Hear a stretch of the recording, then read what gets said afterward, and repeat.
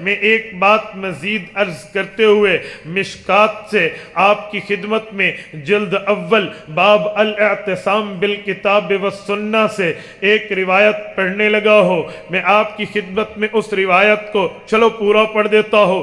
توجہ رکھنا. حضرت عرباض بن ساریہ رضی اللہ عنہ فرماتے ہیں صلی بنا رسول اللہ ذات یوم، حضور پاک علیہ السلام ایک دن نماز پڑھا رہے تھے. حضور پاک نے نماز پڑھا لی.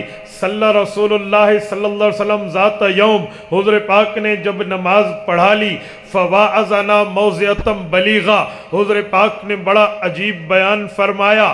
ذرفت منہ العیون، صحابہ کے آنسوں بہر پڑے، صحابہ کے آنسوں بہ پڑے. وجلت منہ القلوب، صحابہ کرام کے دل ڈر گئے. فقال رجل یا رسول اللہ کأن هذه موعظۃ مودع فأوصینا او مودع فأوصینا. ایک صحابی عرض کرنے لگے یا رسول اللہ، آپ کے خطاب سے، آپ کی تقریر سے، آپ کی گفتگو سے، آپ کی نصیحت سے ہمیں تو ایسا لگتا ہے جیسا آپ دنیا چھوڑ رہے ہو اور الوداعی خطاب فرما رہے ہو.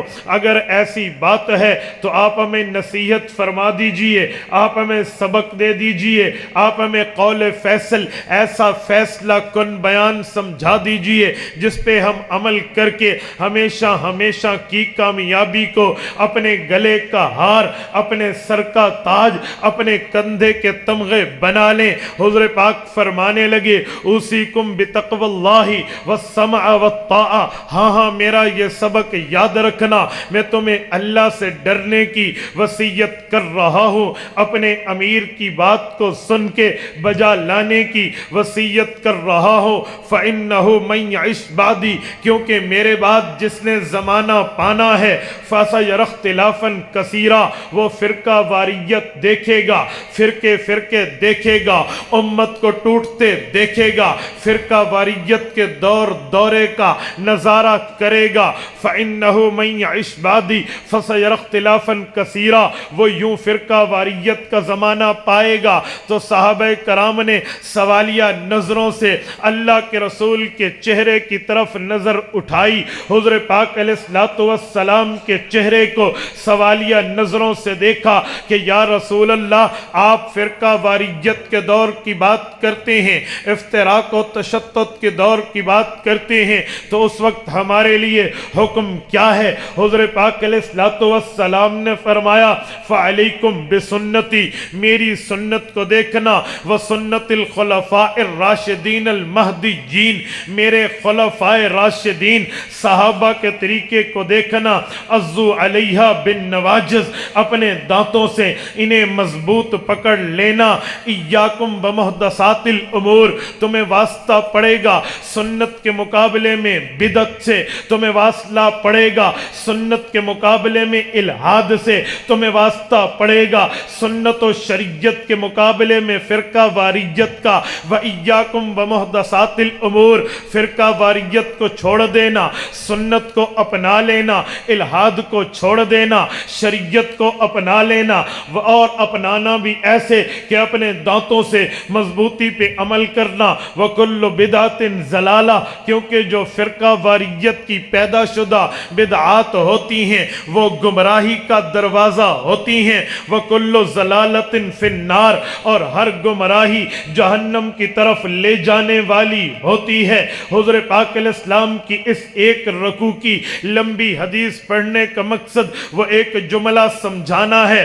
فعلیکم بسنتی وسنت الخلفاء الراشدین المہدیین، حضور پاک نے فرمایا میری سنت کو پکڑ لینا. علیکم کا معنی ہے الزمو، الزمو کا مطلب ہے اپنے اوپر فرقہ واریت کے دور میں حضور کی سنت پہ عمل کرنا. یوں فرض سمجھنا جیسے نمازیں فرض ہیں، جیسے روزے فرض ہیں، جیسے صاحب ترتیب پہ حج فرض ہے یا صاحب نصاب پہ زکوٰۃ فرض ہے، اسی طرح حضور پاک کی سنت پہ اس دور میں عمل کرنا فرض ہے۔ پھر میری سنت نہیں، وہ سنت الخلفاء الراشدین، صحابہ کی سنت بھی سنت ہوگی، صحابہ کرام کے فیصلے، خلفاء راشدین کے فیصلے بھی سنت ہوں گے۔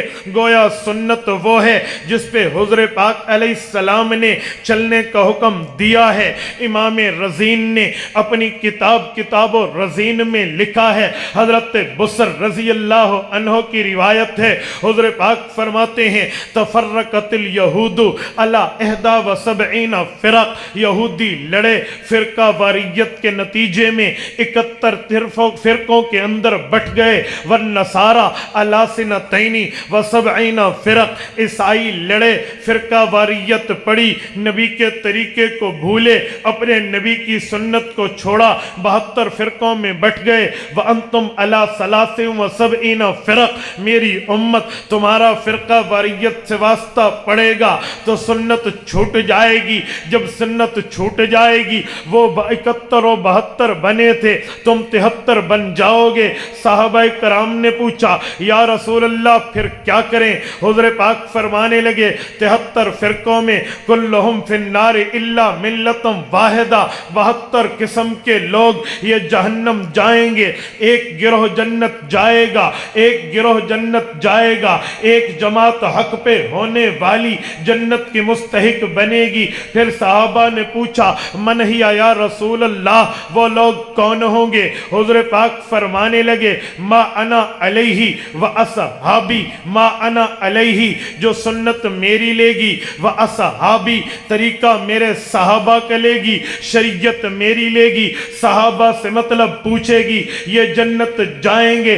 گویا اس آیت میں بھی ہمیں سنت حضور پاک کی، طریقہ صحابہ کا، شریعت حضور پاک کی، تشریح صحابی کی، مسئلہ حضور پاک کا، وضاحت صحابی کی، آیت و حدیث حضور پاک کی، اور اس کی مطلب و مراد و مفہوم صحابی سے لینے کا پابند بنایا گیا، اور جو نبی سے لے کر صحابی سے مطلب پوچھے اسے سنت کہتے ہیں۔